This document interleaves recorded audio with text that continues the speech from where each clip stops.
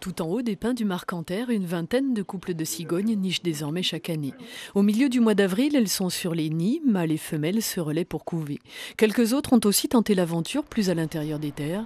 À Noyelles-sur-Mer, un couple s'est installé depuis quelques années au sommet d'un arbre mort, au grand plaisir des habitants du voisinage.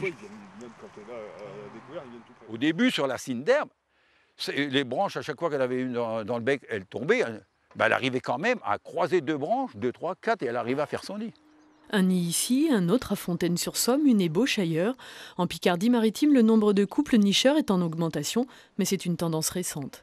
Il y avait la plumasserie qui a aussi fait beaucoup de tort à ces oiseaux-là.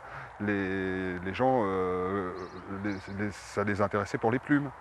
Donc il y avait toutes sortes de raisons, et puis ne serait-ce que le trophée. Alors que dans certaines civilisations, tuer une cigogne, ça portait malheur. Plus globalement, la cigogne est une des espèces européennes qui a subi le plus fort déclin au cours du siècle passé. Ici, ce qu'elle apprécie, c'est un biotope préservé, des prairies humides, riches en nourriture. Elle n'est pas bien vue par certains chasseurs parce qu'il faut savoir qu'en dehors de son air très sympathique, c'est quand même un prédateur, la cigogne. Elle est carnivore, elle se nourrit essentiellement d'animaux.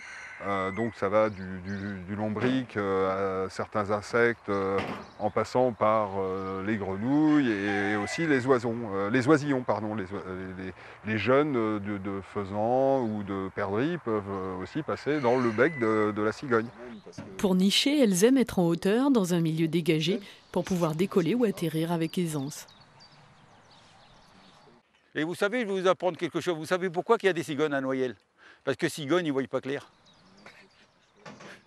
Plus sérieusement, comme bien d'autres oiseaux migrateurs, la cigogne a modifié son comportement avec le réchauffement climatique.